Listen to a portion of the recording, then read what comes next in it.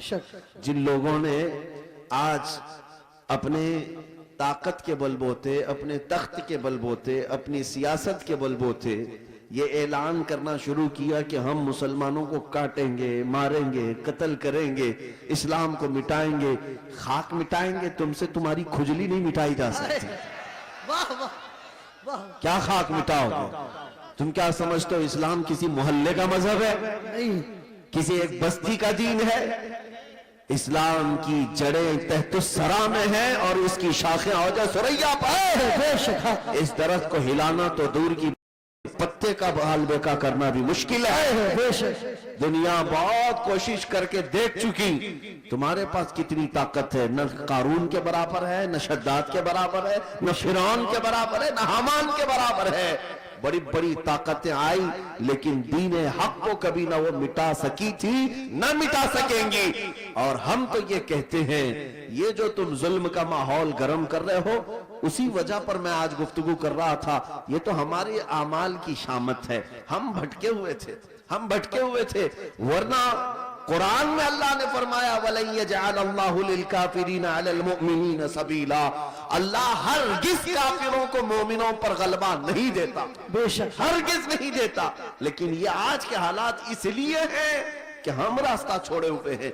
एक बात मैं आपको बताऊं, आज के हालात के तनाजुर में एक बात मैं कहूं, बगदाद में मुसलमानों का मुल्क, तारीखी विरासत हमारी रही है, ततारियों ने हमला किया, तबाह बर्बाद किया बगदाद को, और इतना बर्बाद किया कि मुसलमानों की खोपड़ियों से मीनार बनाए, दरियाए दजला का पानी खून से लाल हो गया।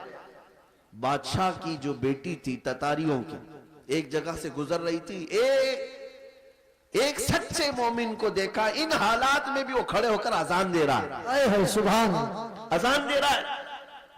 बादशाह की बेटी थी, उसने कहा ये अब कहां से आवाज आ रही जब हम कत्ले आम कर रहे हैं, गर्दन मार रहे हैं, ये कौन है जो अजान दे रहा है? फौजी फौरन गए और पकड़ लाए। या नमाजें पढ़ने से रोक रहे हैं, ये ग्राउंड में नहीं पढ़ेंगे, वो मैदान में नहीं पढ़ेंगे, कितने मैदानों को तुम कब्जा करोगे?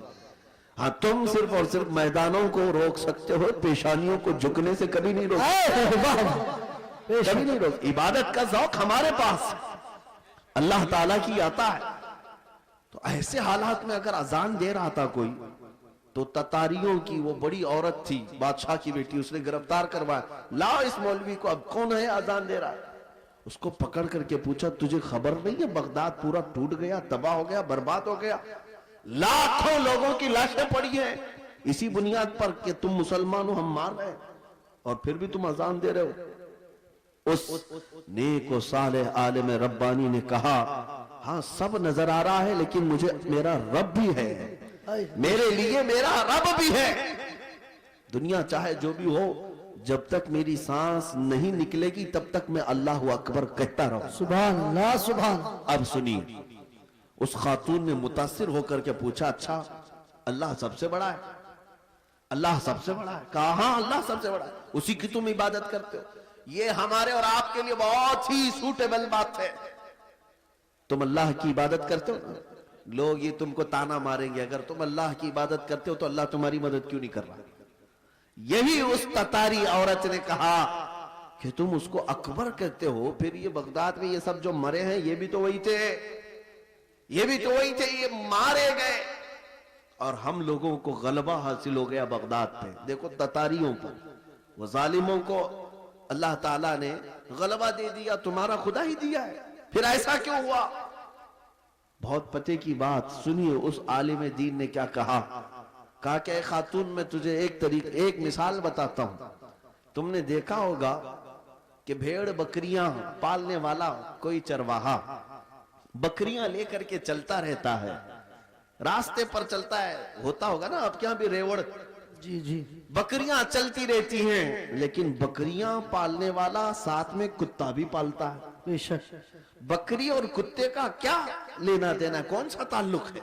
लेकिन ये चरवाहे से पूछे, वो बताएगा कि बकरियां चलते चलते कभी इधर उधर चली जाएं तो ये कुत्ता भौंक भौंक कर उन्हें लाता है और फिर रेवड़ में जमा करता है। बेशक चरवाहा यही बताता है कि इसलिए सारे بکریوں کو وہ پھر سے ایک ریوڑ میں جمع کرے، اس لیے وہ پالتا ہے۔ کتے کو اس لیے چھوڑا جاتا ہے، اس لیے پالا جاتا ہے۔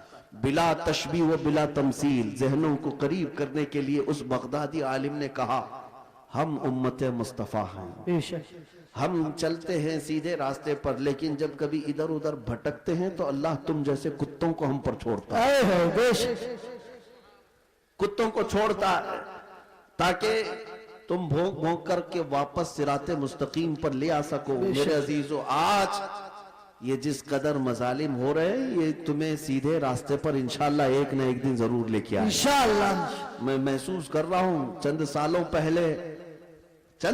پہلے ہر جلسے میں لبیک یا رسول اللہ کا نعرہ تو نہیں لگتا تھا، لیکن ظالم کتوں نے جب بھونکنا شروع کیا تو اب پھر ہمارا ہر بچہ لبیک کہنے لگا۔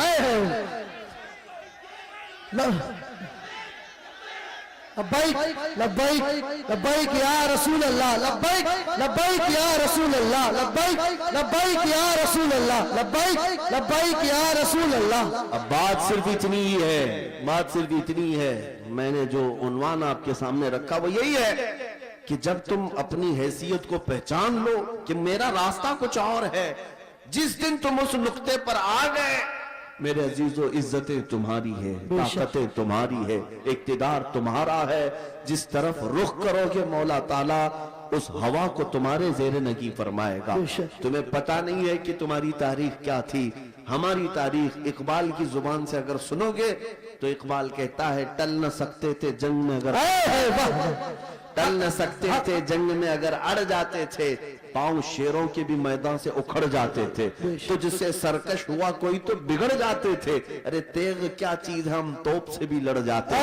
دشت تو دشت ہے، دریا بھی نہ چھوڑے ہم نے، بحر ظلمات میں دوڑا دیے گھوڑے ہم نے۔ آ گیا عین لڑائی میں گر وقت نماز، قبلہ روحوں کے زمین بوس ہوئی قوم حجاز۔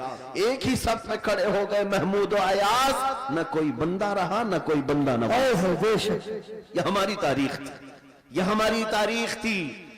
اسی بات کی طرف میں تمہیں دعوت دے رہا ہوں کہ جس دن تم اس نقطے پر واپس آ گئے اور سمجھ گئے میری تاریخ ان کتوں کی صحبت میں رہنا نہیں ہے، اللہ تعالیٰ نے تمہیں شیر بنا کر پیدا کیا۔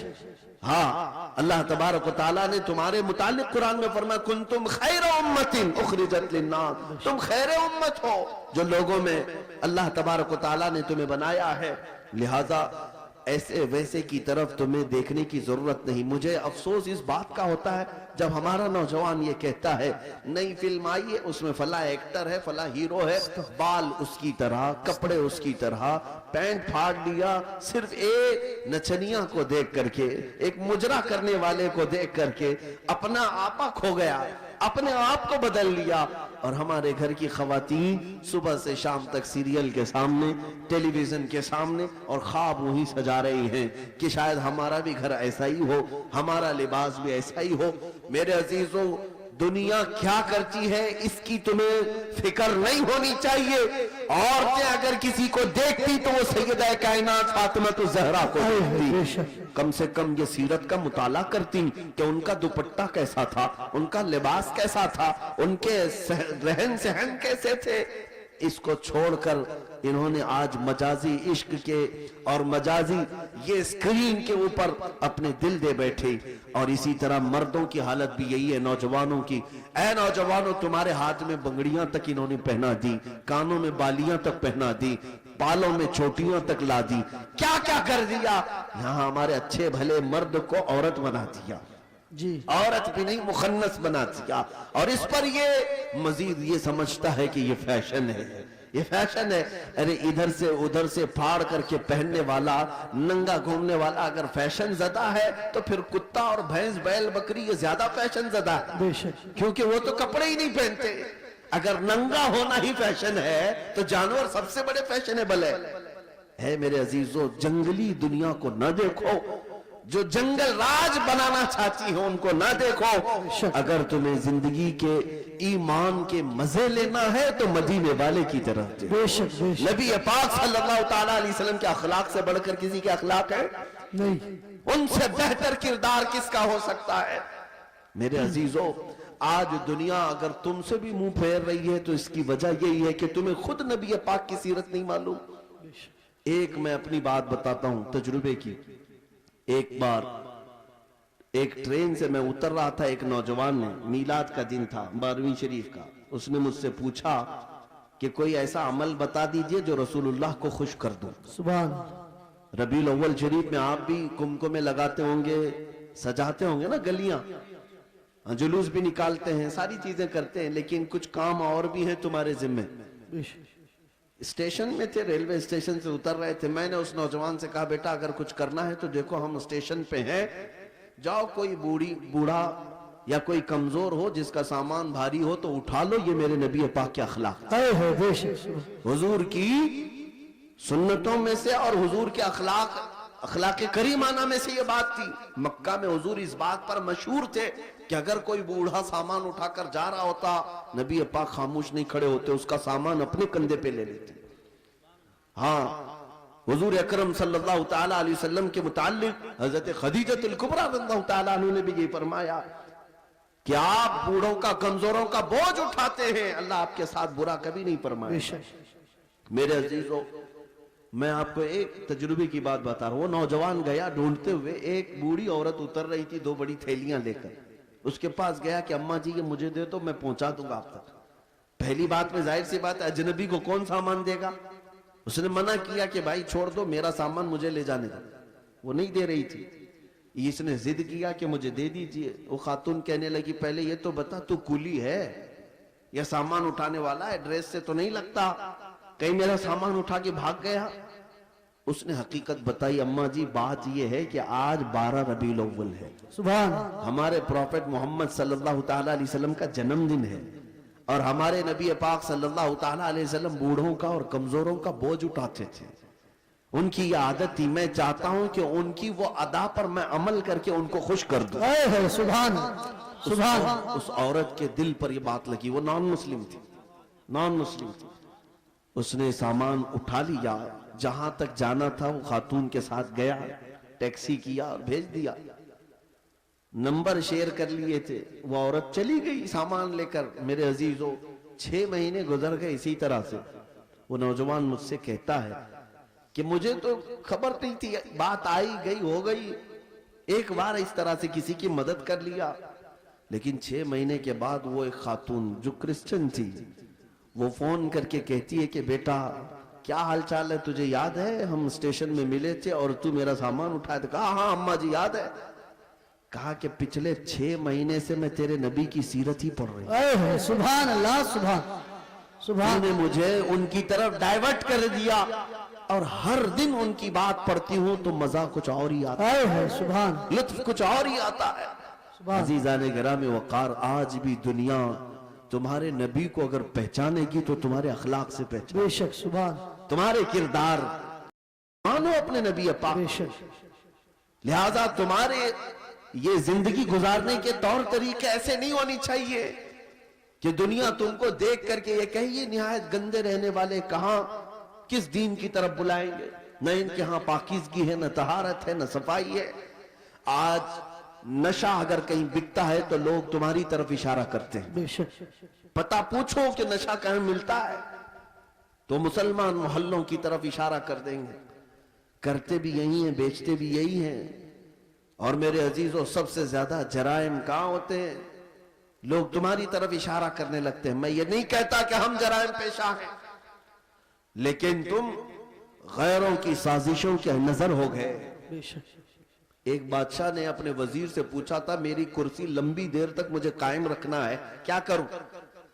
وزیر چالاک تھا, اس نے کہا روز روز نئی اسکیمیں دیتے رہو گے, کھائیں گے پھر پوچھیں گے تمہیں کہ پھر نئی اسکیم کیا آئی ہے.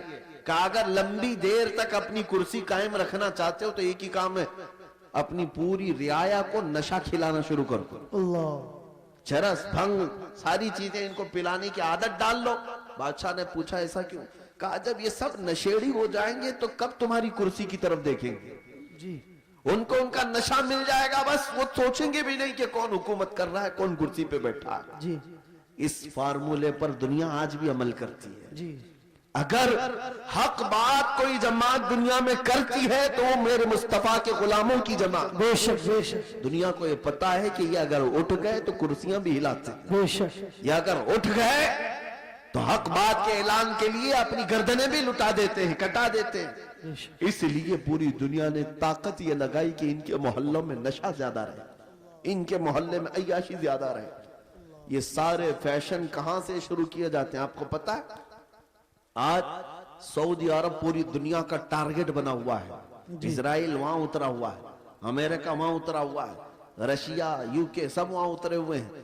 ہم تو اسے مرکز اسلام مانتے ہیں، مکہ مکرمہ اور مدینہ طیبہ ہونے کی وجہ سے، اس لیے نہیں کہ بادشاہی حکومت ہے، لیکن جن کو پوری دنیا میں اپنے فیشن پھیلانا تھا پھیلا دیتے، لیکن عرب میں کیوں گئے؟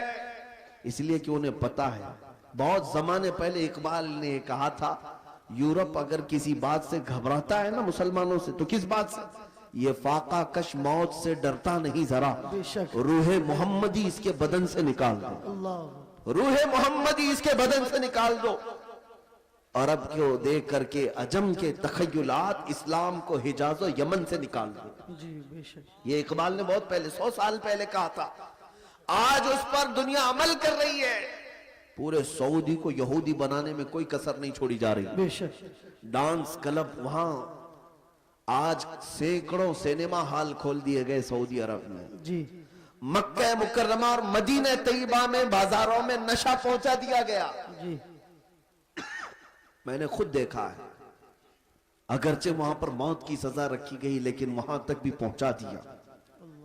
نشہ کا مطلب صرف سگریٹ بیڑی کی بات نہیں کر رہا ہوں، کوکین، افیون، ہیروئن جیسی نشہ کی چیزیں پہنچا دی گئی۔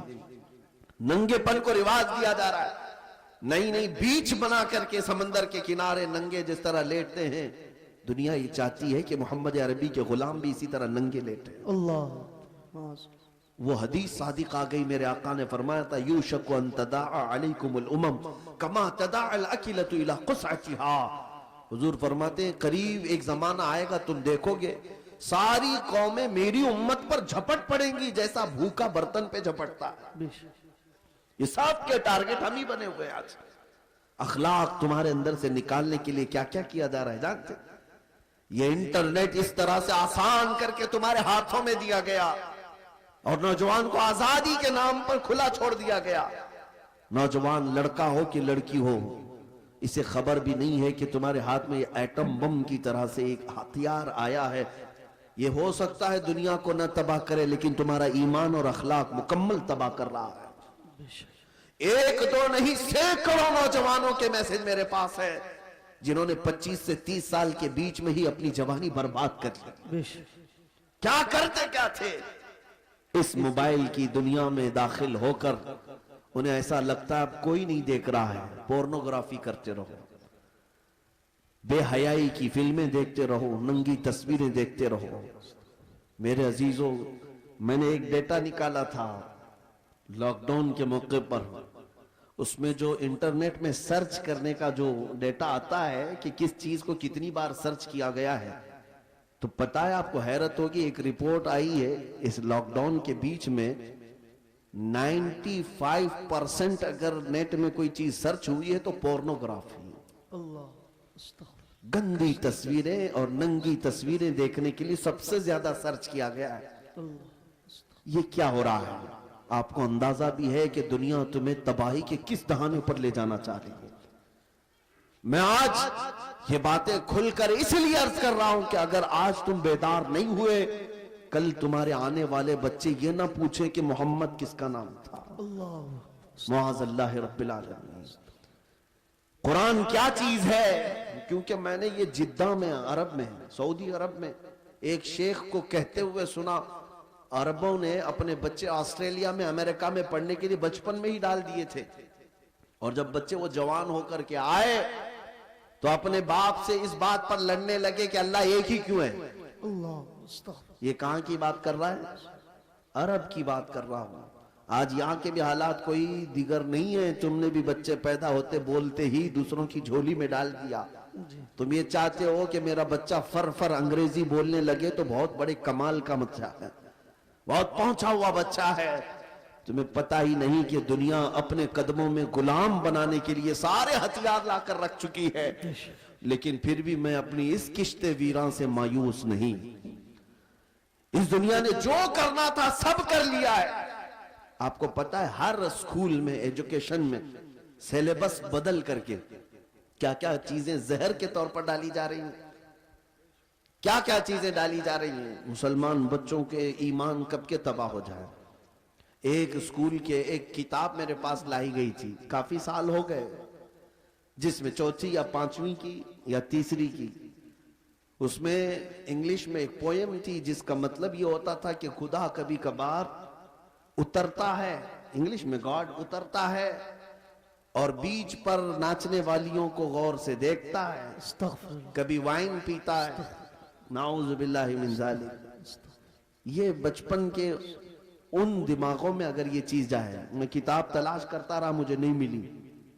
کسی صاحب نے کہا تھا کہ کوئی ٹیچر یہ پڑھا رہی تھی اسکول میں, اگر یہی سارے معاملات رہے تو میرے آقا کی وہ حدیث بھی صادق آتی, کل مولود یولد علی الفطرہ وابواہ یہودانہ او یمجسانہ او ینصرانہ.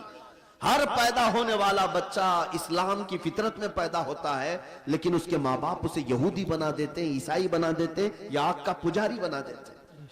آج یہی تو حالات ہے. تمہارے گھر کا بچہ تو ایمان پر پیدا ہوا تھا, لیکن تم نے کسی اور کی گود میں ڈال کر کب کے اسے کافر بنا دیا. بے شک.